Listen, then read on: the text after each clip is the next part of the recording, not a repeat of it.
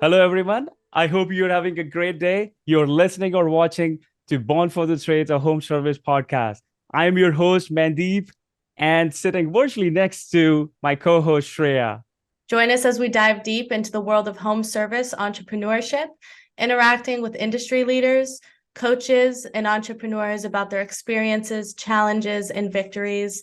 Through their inspiring stories, we hope to equip our listeners with the tools and knowledge they need to succeed in the competitive home service industry. So, whether you're a seasoned pro or just starting out, tune in to Born for the Trades podcast for invaluable insight and real world inspiration. We are super excited to have our first guest on our show, one and only Chad Peterman from Peterman Brothers. Thanks for having me, Welcome, guys. Chad. Excited to join. Yeah, absolutely. Awesome. We're honored to have you as our first guest on here. There's definitely a reason for that, and we'll kind of get into that as we go in. But Yeah, yeah. Go ahead, Mandy. absolutely. Welcome, Chad, to our show. We are stoked to have you here. And definitely, there is a reason why you are our first guest. Shreya has amazing things to say about you and your team's culture. Sorry, Shreya, not to call you out or something. Yeah, I've kind of been raving about the team lately, just privately when me and Mandeep are talking on the phone and nerding out about teams and processes and stuff. Just because I had an experience where I met with your team and when they're here for training, and we went out to dinner, and the way that they represented themselves in the office during training was one thing, just absolutely the most professional, humble leaders that really I've ever met, and kind of made me feel like they were training me in a sense the whole time. Then we went out to dinner and it matched. They were the same way, and they love what they do. They love you, they love the team. And usually at those after dinners, that's when the truth kind of comes out of how they feel about where they work, those late night dinners and stuff. And it totally matched up with the way that they represented themselves the entire time that they were here. And I just felt like I know they're telling the truth. So that kind of culture is super inspiring. And then on top of that, I read your book and it matched up to everything that you said in your book. So everything that you said is actually the experience that I got in real life from your team. Yeah, absolutely. Well, and we had the people out there as I think about them off the top of my head. And thank you guys for putting on such a wonderful training. I think we've got 11 or 12 guys coming and gals coming back out here in a couple of weeks. But yeah, I mean, I think that's the number one thing when you're trying to build a company. Oftentimes you focus on how many jobs can we sell and so on and so forth. And really, it's about finding great people. We're in the service business, and so we Right. need people to fulfill that service. And so we've been very intentional about who we bring on to the team, and then letting empowering team members as they bring on people onto their teams that we trust you, and this is kind of what we want to portray with our company. So it's been kind of a kind of a cyclical thing, which I think plays really well when you're scaling a company for sure. Love Right. that. Love that. Love that. And Chad, can you tell us about yourself and how you got started in home service industry? Yeah, so I got started because I didn't want to get started. I Mm-hmm. graduated from college in 2009 and had no desire to go into the company that my dad started back in 1986. The main reason, which is relevant in this conversation, the main reason is I thought that the business was all about fixing furnaces and installing air conditioners and Hmm. things that I did not know how to do. That isn't my strong suit. I'm not technically gifted. Um, my brother will confirm that. No one's calling me to fix anything. Um, but worked outside of the industry for a couple of years. In 2011, I moved back home and decided to start in the family business. At the time, we were Small, probably doing about, I don't know, $3-4 million in revenue. Probably maybe $1 million of that was residential service. And I started I was probably the only person in the entire building that didn't know how to fix anything. And so I just kind of started learning, trying to figure out, what this business was about, and from the marketing sales side. So I played about every role. And then around, my brother joined in 13. He's 3 years younger than I am. He always Okay. knew he wanted to get into the trades.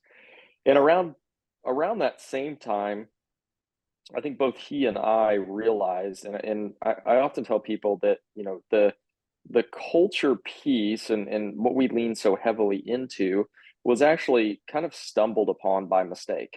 And I say that because, that after spending a few years in the business, what I learned was that I don't know how to fix anything. And in order to grow the business, I need to find people who know how to fix things and know how to install furnaces and air conditioners and all the like. And I said to myself, well, like, why would they want to come work here?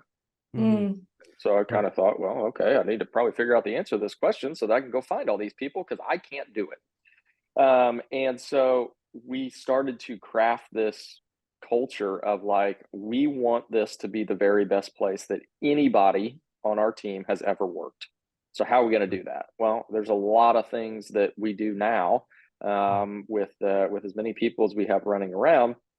But that's really how we stumbled upon it. It was, I need these people to want to work here.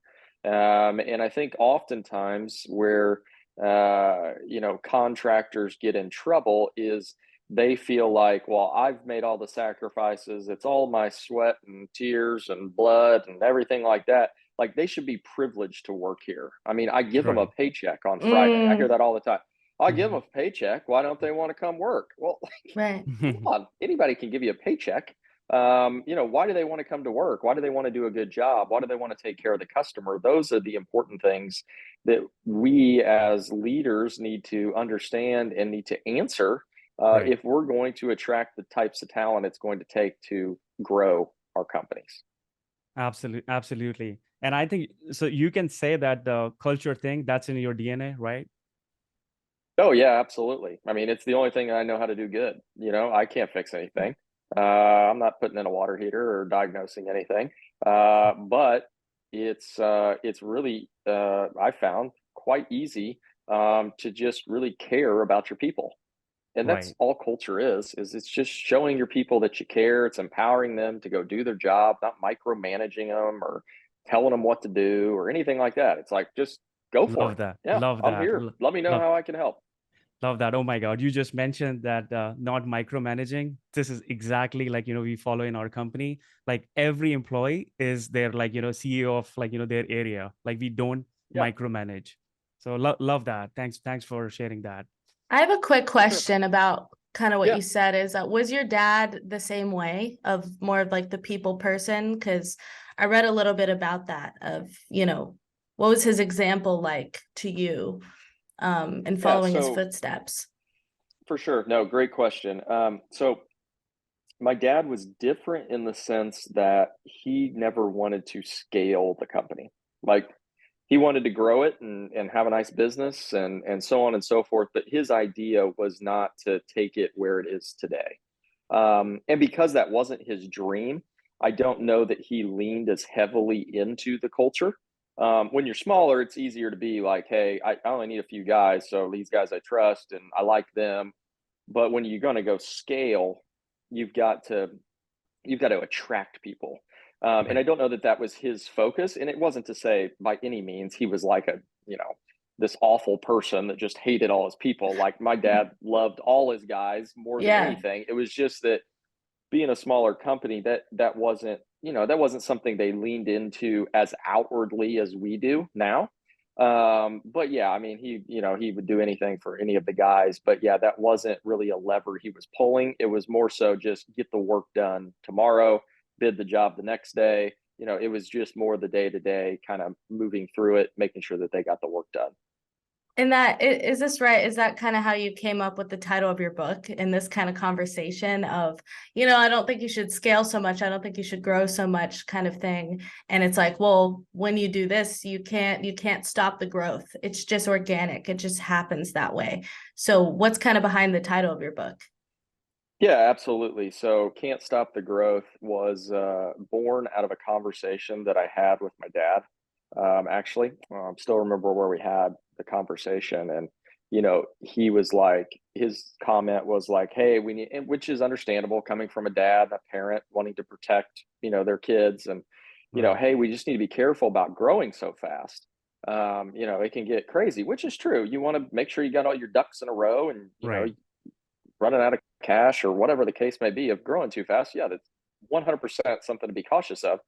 But my comment to him, as we were really kind of rounding the corner in figuring out this kind of culture piece and like how it's going to be so pivotal in the business and the scale and all of that good stuff, is I said, Dad, we're not going to be able to stop this. Like, you don't understand. Like, you can't stop it. When you empower people to go be at their best, what am I supposed to do? Go over there to Sally and say, "Hey, Sally, would you stop getting better at your job? We need to slow the growth down." But oftentimes people don't look at it like that. It's they're not looking to empower those people. They're just simply looking to tell them what to do. And so it's really looking internally and saying, "Hey, how am I empowering these people to go do something great?" And then when they feel that trust and care and compassion, more than likely they're going to get better at what they do, which is going to in turn grow your company. Love that. Love Totally. that. Totally. Thanks for sharing that, Chad. Your company has won multiple awards for excellent service. What do you think that sets your business apart, from others in the home service industry? Yeah, the awards are they're a great place to celebrate kind of a team accomplishment. Being in the emergency service business, it's easy just to keep rolling to the next day and never stop to celebrate. And as it relates to the awards, I think one of the lessons I learned that I think is applicable to most is taking time to celebrate. I'm a just go go go go go. We don't need to stopping to celebrate. It's only putting us backwards. But what I learned is that we need to stop and celebrate those wins that we accomplish as a team, and it provides fuel to move forward. And so, we just got done with our year end.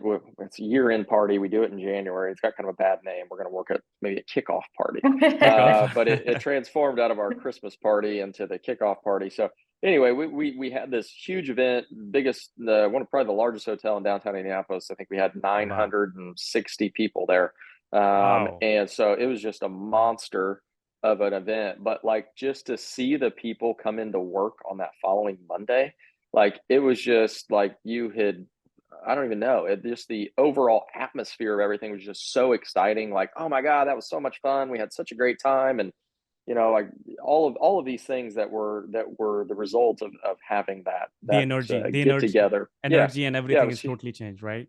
Yeah, you could feel it. It was just incredible. And so I think Mhm. that's, as it relates to awards, like, they're nice, and that's all great. But I think it's just the importance of celebrating those accomplishments is key to the Love that. team continuing to move. Love that. Love that. Thanks for And sharing. you mentioned you had what, 800, 900 people at that party? Is that what you said? Yeah, So, yeah, it was a big one. okay, how many employees did you have starting out, and then how many do you have now? Yeah, so I was when I started in 2011, I was employee 21, and today we have 622 people, and we have another Wow. 25 starting on Monday. Wow. Right. That's incredible. 622. So, okay, with the size of your company, is one, what are Peterman's core values a little bit more specifically? Yeah, so we did this project. What was it? I think it was during COVID. I know that because we had to do a lot of it virtually. Um, but we actually got our leadership group together, and then we interviewed people throughout the company to like understand, like, yeah, I could sit there and write them down, but it's going to be a lot more powerful if we kind of take the input of everybody in the organization to kind of craft those. And so our core values, which we have displayed kind of all throughout our facility. My favorite, the one that I actually didn't let anybody else do, I said this is going to be one, is lead ourselves. So, you know, we have to understand as leaders, we have to lead ourselves before we can lead anybody else. The next one is grow continuously. So we are always growing, looking to make things better for each other and for ourselves. Next is care genuinely. It's my belief that leadership, Maxwell says leadership is influence. I believe leadership is caring as well. Number 4 is do what's right. This value is actually born out of kind of my dad's philosophy. And what he always told us was, you know, regardless of the situation, just do what's right. And then the last is own results together. So, you know, as you scale, there's a lot of people that are responsible for a result. You know, a sales call comes in and it may touch 10 to 15 people by the time that that job is actually processed. And so that last value is really just to allow people to understand that it takes everybody on the team and no one is more important than anybody else. We all do our role because that's what we're good at, but together is how we produce the result.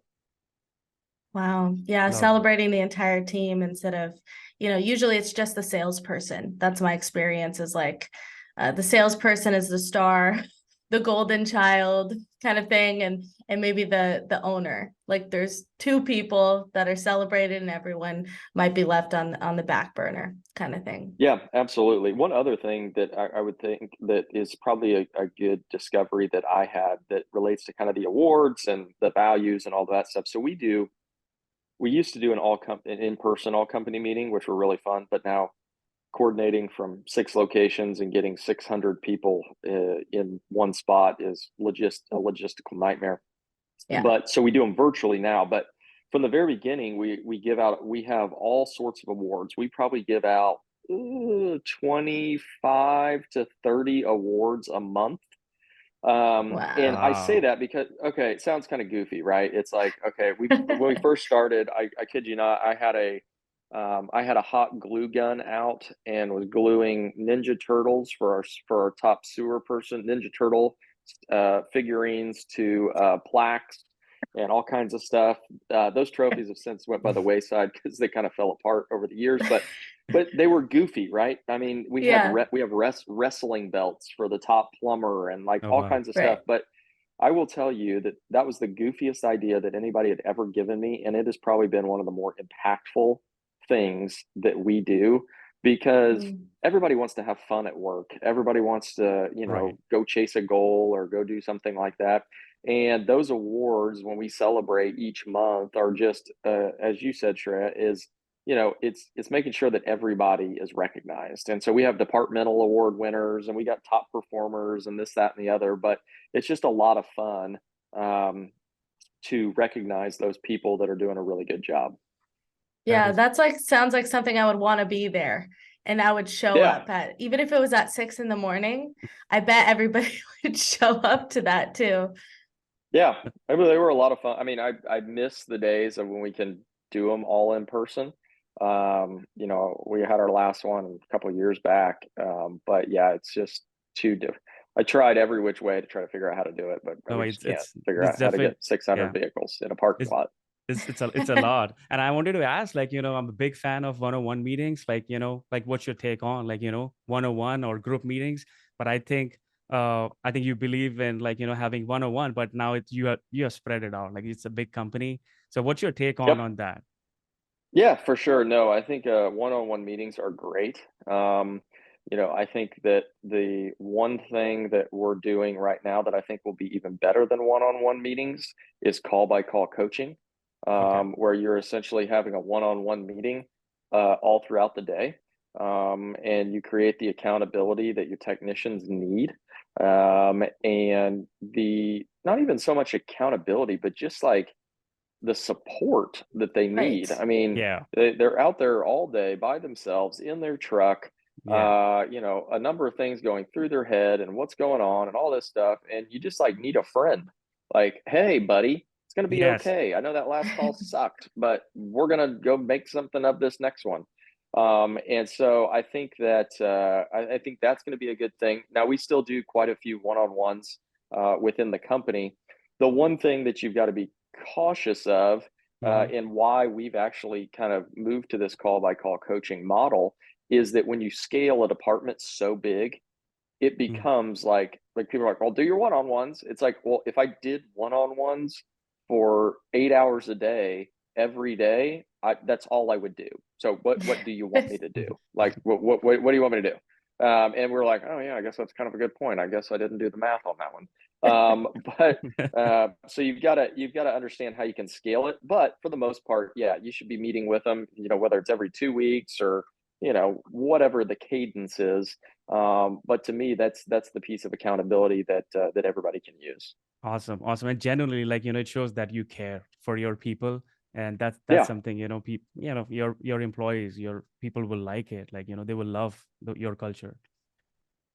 Yeah, you described call by call perfectly. It's a service to them. It's a service to them. It's not micromanaging. That's not the point, but it's support for the people in the field, because what it's like to be out in the field from like 6 a.m. sometimes to 8 p.m.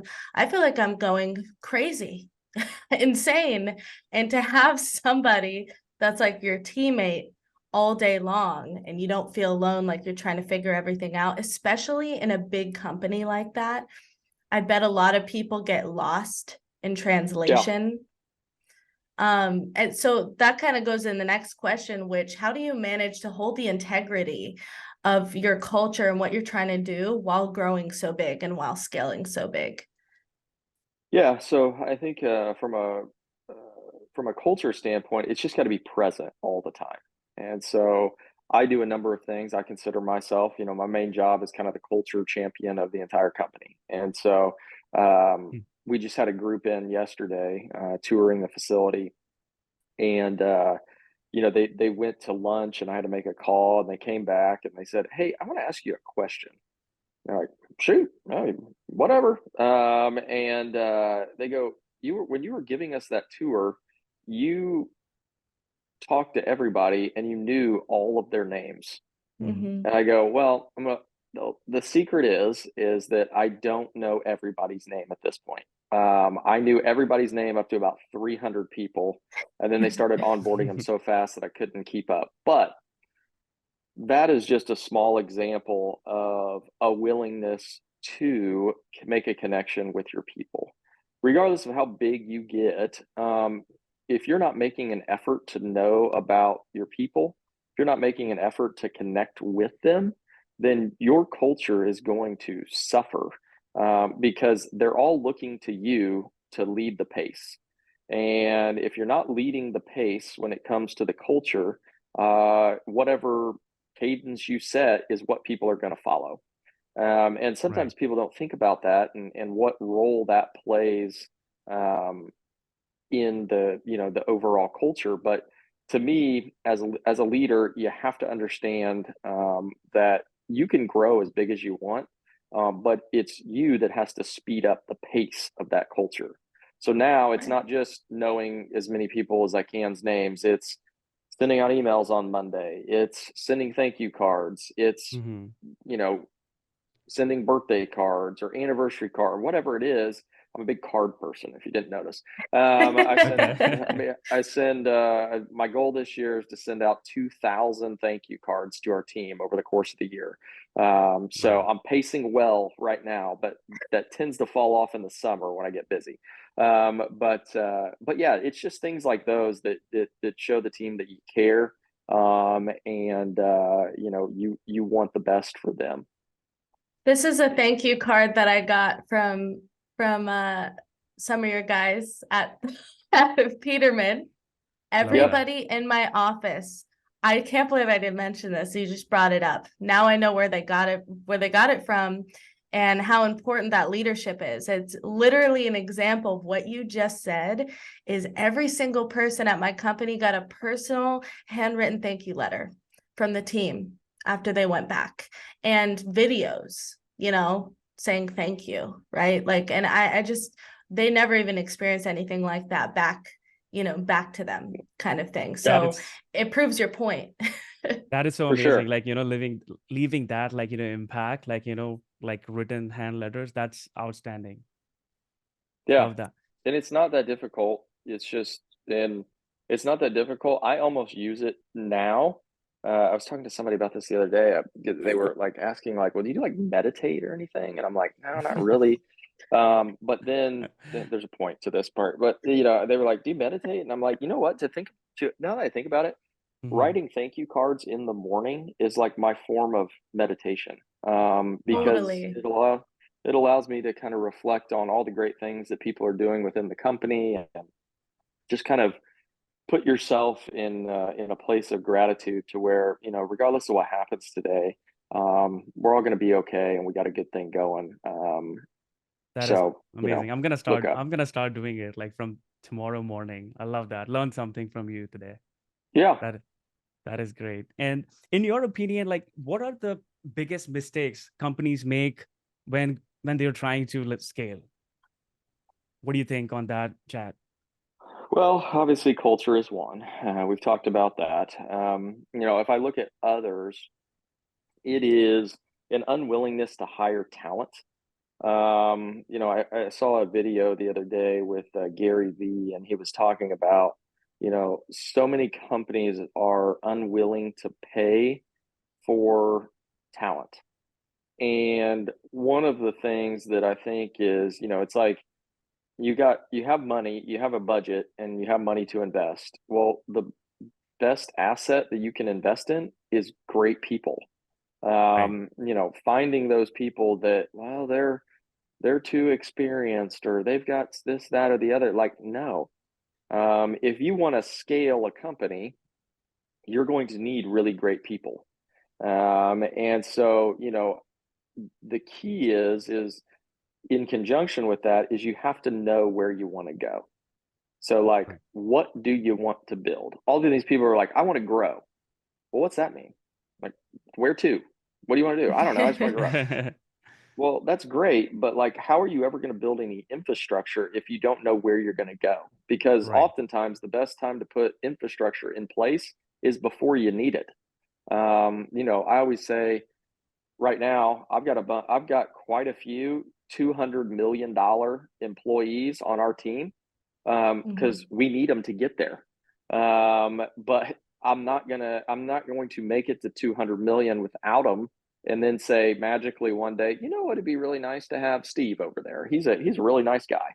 You're not going to do that. You need them to get to the place you're going, but you first need to understand where it is that you are going. Right. This is so true. I hear this so often talking to owners and kind of picking apart like what's going on here, what's broken in the system is, when they're hiring, they don't want to make that investment, in somebody that could potentially change the entire trajectory of their company, or multiple people. And really the question is, for them, that I heard somebody else ask, I won't take credit for this question. It's too good. They're like, what would you get paid if you were to do that job? What would you expect to be paid if you were doing that job? And then they broke down the job and how much effort and talent that it takes, and dedication and time, and away from the family. Is, of course, they ended up answering higher than they were ever willing to pay somebody else to do it. That might have even been more qualified because they're qualified for that position. And it really put it in perspective for them. Right. Yeah. Right. And Chad, I got goosebumps when you mentioned Gary Vee. He's my inspiration, my motivation, whatever I'm today, just because of him. I met him last month, and he talks about hire slow, fire fast. What's your take on Yep. that? Yeah, I would agree. It's good to really take that into consideration. But I think a lot of the times that comes into play long before you're ready to actually hire somebody. Is understanding what you need and the people that you're networking with, and the people that you're making connections with. There's a lot of people that I had a conversation with a guy earlier this week, and he could be a great fit for us, and would be an awesome team member, but I'm like 8 months from needing him. And I know that kind of goes against what I just said, but like really like 8 months, like I know I need him, but I don't need him right this instant. But it's making connections like that with him. He's like, well, yeah, just let me know and I'm ready to come. I said, okay, sounds like a plan. But yeah, I think that's key. And then firing fast is, so often everybody's done this, is held on to the salesperson that's a complete culture killer, but Right. by God, he sells a lot of equipment. Have Mm-hmm. I ever done that? Yes, absolutely. We're all guilty. We've Yeah. all done it. Well, maybe Johnny will turn around, or maybe we can just keep him from talking to the office staff so he doesn't piss them off. Yeah, we've all Isolate been him. there. Yeah, isolate them. Stay in your car. But I have seen every single time that when you just rip that Band-Aid off and get Mm-hmm. rid of them, one, you don't lose the respect of your team, because the longer that you keep them is the longer that you lose respect for your team, because they're like, Yeah. well, oh, he puts up with him because, well, he can sell stuff, I guess, doesn't really matter. But the minute that you fire them and get rid of them, get them off your team, is the minute that you regain trust and respect with your team. And two, there's always someone better out there. Always Wow. Yeah. is. Regardless of if they can sell, if they got a crappy attitude, guess what? Right. You can find somebody that maybe isn't as good of a salesperson, but has a fantastic attitude, and you can probably teach them the rest of the way. Love that. Love Totally. that. Because fighting fast, I think it has to be done like, quickly, to avoid like, a shift in, work culture, like, everything gets affected. And I think taking care of your A players and removing these people like, fast, I think that's the way to do it, right? What do you think on that? Yeah, absolutely. I think you're spot on there. And what makes an A player is like kind of what he went through. It's not revenue, not necessarily. It's how they are with the team. Are they a team player? And you mentioned in your book something about I noticed kind of a lack of hierarchy culture and a lot more equality, which is kind of what you just talked about. Like if a salesperson has a culture problem and they're being rude to everybody and they can't fit in with the team, if a CSR was that way, you would fire them really quickly. And it so it's kind of treating everybody equal in that way. Yeah, absolutely. I think that, and you can see that in our sales culture you know, is they understand that we're not putting up with any prima donnas, because that's not the culture here. Mm-hmm. We don't celebrate the prima donna. Yes, do we give them an award or do something like that? Absolutely, but we're still asking them to do the same exact things that everybody else does. It's not Right. well, just because you can do that, you don't have to do these things. Right. That. Perfect. And what's the difference between a leader and a manager to you? Because you say leader a lot instead of manager, and you mentioned it in your book. So I kind of want to get your take on that. Yeah, so I think that not not everybody is a great manager, but every manager has to be a leader. Wow. Um, the I'm not a great manager. Uh, Now the people that report to me may say that because I'm more so, I'll just empower you to go do whatever it is that you want to do, and I'll remove roadblocks. And I guess that's part of management to a certain degree. But I have some work to do in that kind of area. But I think that there are some really good managers. We have some in our business that are great at holding people accountable and coaching them and doing all of those things. But they also have to be a leader, because to manage somebody, Right. you need leadership is all about inspiring people to do more. Well, Mm-hmm. if you're going to coach them, they need to want to do something because they want to make you proud, as opposed to doing it because you told them to. Right. That's to Emotional. me is, yeah, like, hey, I want to do this because I really, I know he cares and he wants me to do good and I want to do good for him.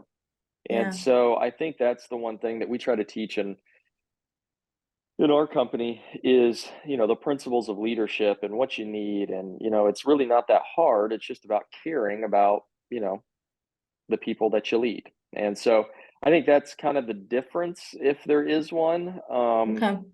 But from a management perspective, there are things that, when holding people accountable and, doing all of those things, I think are extremely important. But I don't think that just because you're a great manager, you can not lean into leadership as well. Right. Okay, that makes total sense. Something else, I noticed that you kept using this analogy that was like making fun of like Apple and Google, they have their like napping pods Yep. and their ping pong tables, right? Like, oh, you know what? Let's not give anyone a bonus. Let's throw them a pizza party. Because we just hit 20 million, right? Because of those people. So you talk about giving tangible benefits to show you care to your employees. What are some examples of tangible benefits that you guys give to your employees that can change the culture of a company? Yeah, absolutely. So, when you talk how we differ, how we differ in our view of what culture is all about. I think it's easy to get wrapped up in all the bells and whistles and this, that, and the other. And yeah, we have a nice facility, and I want the guys to be proud of that. And they've got their own break room with TVs and games and all of that fun stuff. But I think at the core of that, what that symbolizes is the most important thing. And what that symbolizes, hopefully, to all of them is that they are they need to be proud about what they do. And the trades are a proud organization and, Right. or career.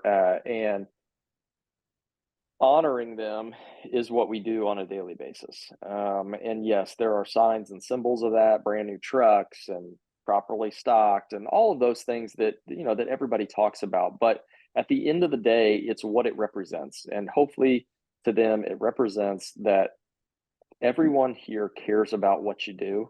They care about you and your family. And we want you to be the best version of yourself that you possibly can be.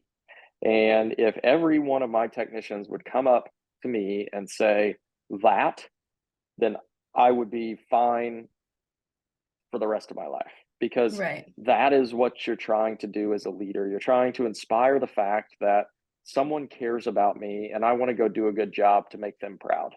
And Right. if we all went into business with that mindset, I think we would all see a lot better results. Totally. Business is Totally. people. It's made up of people. It's not P&Ls. It's not numbers. It's human people that Human are making people. up the Absolutely. business. So treat it like that. Yeah, it's usually everything that you mentioned and that you said. I just can't help but see that it's usually done completely opposite. They are put absolutely last in every situation. The people are last and the company is first. You mentioned that as well. But this is putting the people before the company, because at the end of the day, they are the company. They're the reason the company is here. And Absolutely. appreciating that, letting them know. And when they feel a part of something like that, it's like them taking stock in it.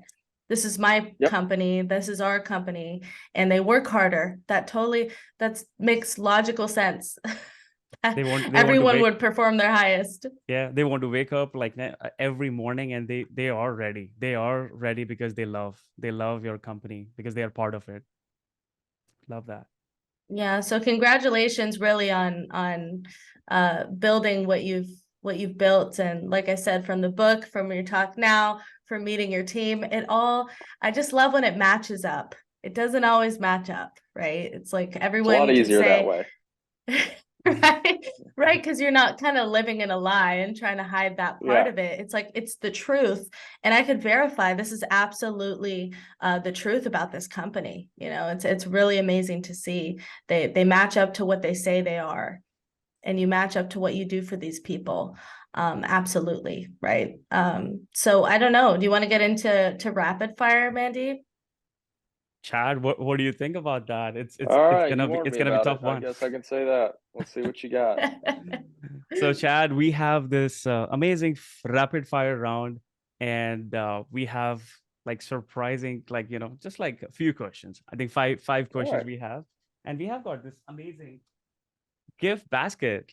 If you win this rapid Oh, fire round, you're gonna all receive right. a gift basket from us. Just like small Awesome. token of love. All right, are you ready? I'm ready. All right, Chad. First question, rapid fire. First question coming at you. What's the most influential book you have ever read? Um, Probably the 21 Irrefutable Laws of Leadership by Maxwell. All right. What was the biggest challenge in your career? Biggest challenge.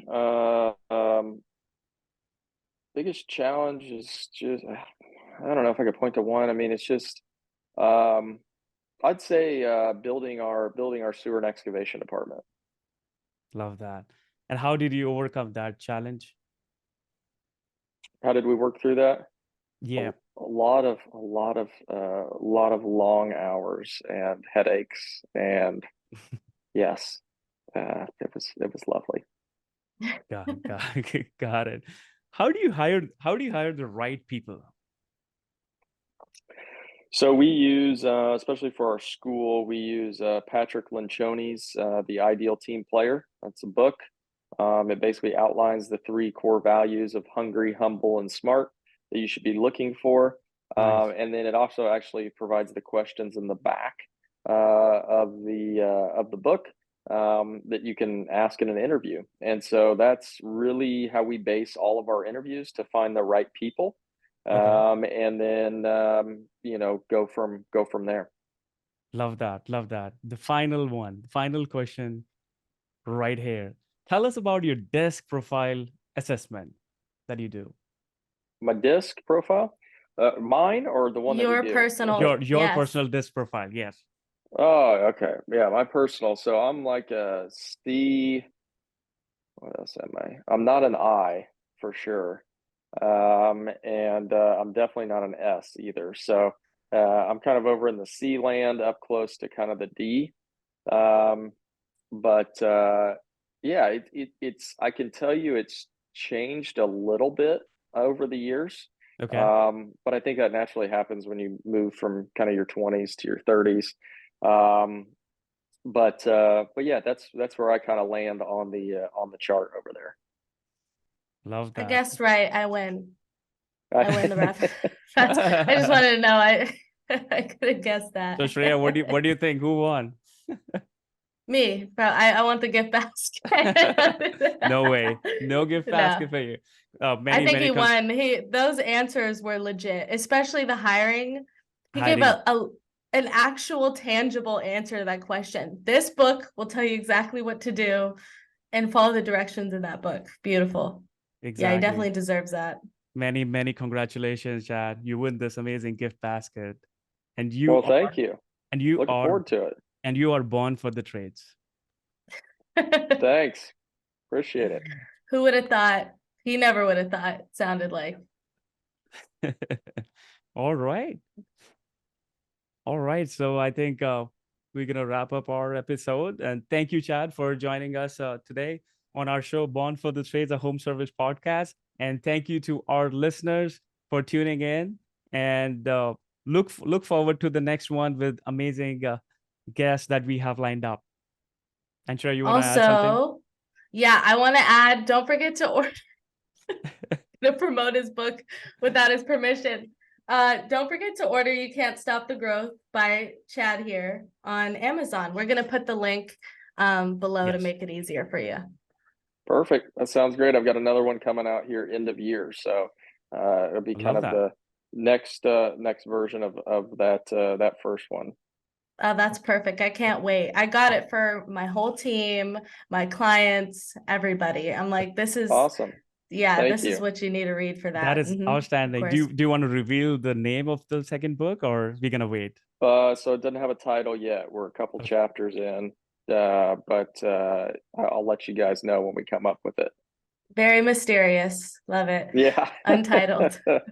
Love it. Love it. Love it. Thank you to our listeners for tuning in and supporting our show, Born for the Trades, a home service podcast. Don't forget to subscribe to our podcast to hear more inspiring stories from successful entrepreneurs in the home service industry. And a special shout out to our amazing host, Mandeep. Stay tuned for more exciting episodes to come.